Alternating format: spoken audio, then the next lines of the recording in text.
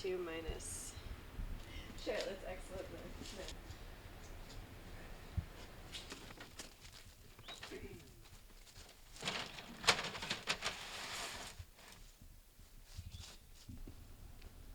we have knives?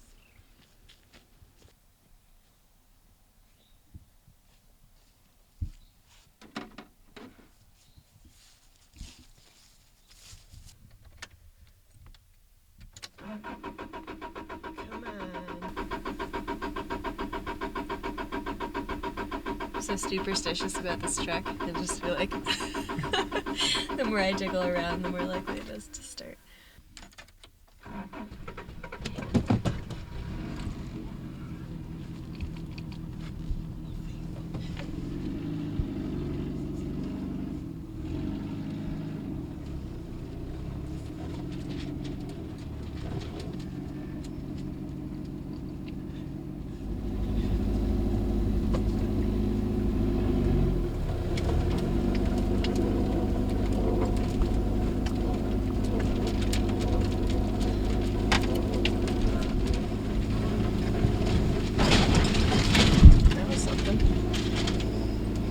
We'd like to be out here when it's light enough to start picking,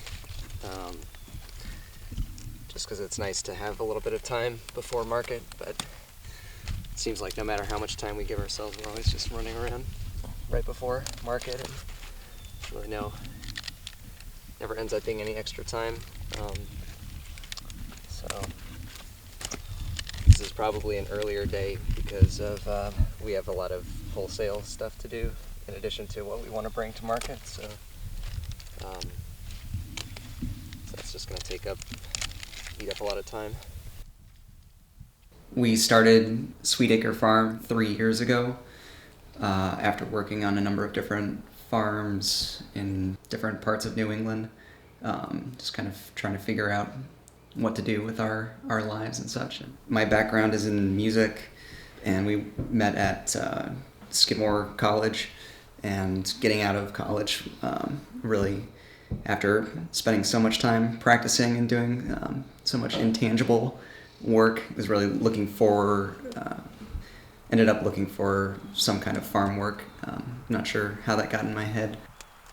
I think we were really frustrated at the beginning of our marriage, living in a city and working jobs that, maybe weren't all that awesome all the time, and, not seeing each other all day, and then coming home and all that we had to talk about were silly details of office life. We ended up landing in Mansfield, Connecticut, and had 1 acre and some maple trees, and kind of just got the ball rolling on getting things growing. We ended up having an opportunity to come out here and work on a little bit bigger place and with a little bit better infrastructure. It's pretty easy to find people with land who aren't using that, who want to see it used. And for people like us in our situation 3 years ago, it was a good match. It gave us a kind of low risk chance to start a business on something small that we didn't own and didn't have any real overhead costs with owning the land or anything like that. The biggest challenge we face is not owning our own land, and that's a big problem for not just us but all first generation farmers. That becomes a problem when we're trying to make long-term decisions about putting up a greenhouse that would help us grow in the winter, or building our soil and putting down lots of rather expensive compost and putting in berry bushes and perennial crops. All those things would be really good for our business over a medium term. You put in berry bushes, then it takes them 3 years to fruit. So we're not going to do that on land that we rent. We're trying to find a place to live and farm full time. It's more expensive in a state like Connecticut to keep that land, because the way that the land is valued for development and not for farming or not for its soil, it's for how many houses you can fit on a lot. So it's expensive for us to find a larger property that could have 4 $200,000 homes on it, but instead we want to farm it. The experience we've had over the last 3 seasons has been really invaluable in in teaching us how to run our business and what are the things that work and don't work, and what are the things that we will change about it when we get our own place. We'll be running our farm a bit differently. Our focus has been on vegetables, annual vegetables, for the last 3 seasons. We've done 3 seasons of sugaring, and raised chickens all 3 years. In this season, we've taken on laying hens and 2 goats, which will be breeding for milk for next year. We'll be doing some non-commercial dairying, and pigs too here. So there's infrastructure for that, but.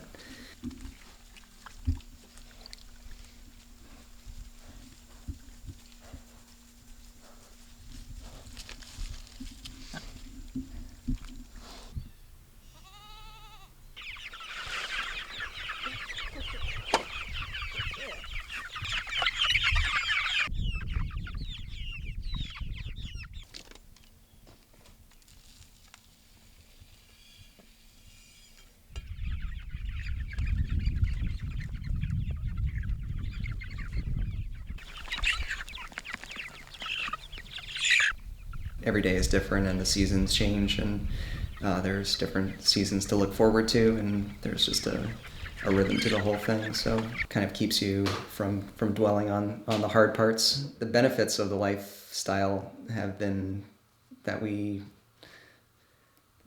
like each other pretty well, and so we get to spend all our time together. Well, I'm impressed that we can work together so intensely all the time, and I don't think everyone can necessarily do that, and maybe we won't even always be able to do that. It's nice to be able to run our own business, and there's a certain pride that comes with that. The type of work, just being outside as much as we are and working with plants and animals, just really is something that most people don't have the opportunity and to take advantage of. I think it's really also addicting, like having your hands in soil and building relationships with animals that aren't humans. Really unique kind of different scenarios to be in.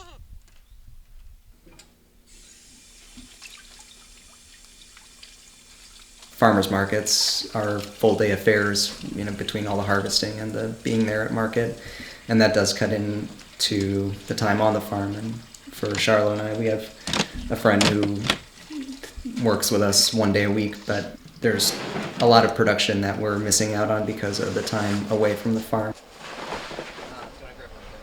Everybody gets sick of their job, and in July it kind of sucks, to be sweating all the time and never getting a day off, and you're never walking without carrying at least 30 pounds, just like it gets intense.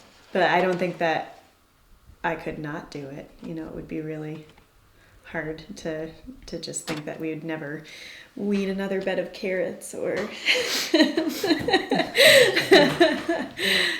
and we've kind of incorporated our wholesale deliveries into our market days, so that we're not making special trips for those orders. Stopping by the co-op or the restaurants, and then we get to market, and we try to give ourselves an hour to set up.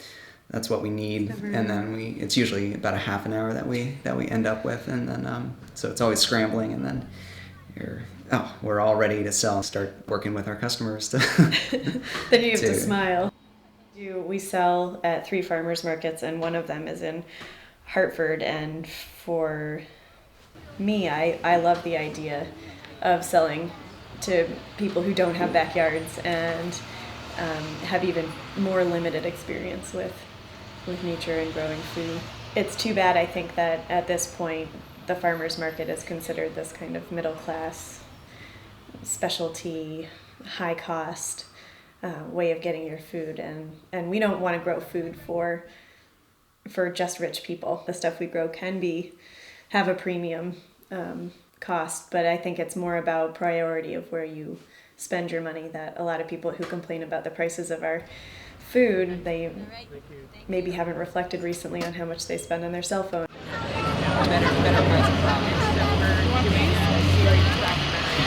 She wants those. Would you like a bag? She loves tomatoes. I think we don't want to just feed people. We like to feel like we're nourishing people, and I think people need that. You want to have those connections with people, and you want to make it a positive experience, and not only are you trying to bring the freshest product and the, picked at its peak and packed well, and so that it'll store in their kitchen for as long as possible. We go to farmers markets and sell to those people, for a reason, and the reason is that we can talk about what we do and be friends with them and make it a great. It's social for us Great too. experience, So. yeah. I want to push the farmers markets to offer, a whole array of products, not just vegetables and fruit, but milk and bread and fish and meat and all that kind of stuff, because it shouldn't be a situation where they're just going to the farmers market and buying 3 things and then going to the grocery store. It should be supplanting that shopping experience, going and talking to the customers and bringing them the food and being able to talk about recipes and how we cook it and when it tastes best. Like spinach doesn't taste good in July, and so you have to wait until September because it's better than all that. All those little educational pieces are huge, I think, for fixing much bigger problems than any of us could ever completely fix, but at least we can be this piece of that puzzle. So that's 3 hours of that, and then we pack up and sometimes we try to socialize, but most often we have to, get back to the farm and put the animals to bed and sing them lullabies and go to sleep, and hopefully, we don't have to get up quite as early the next morning.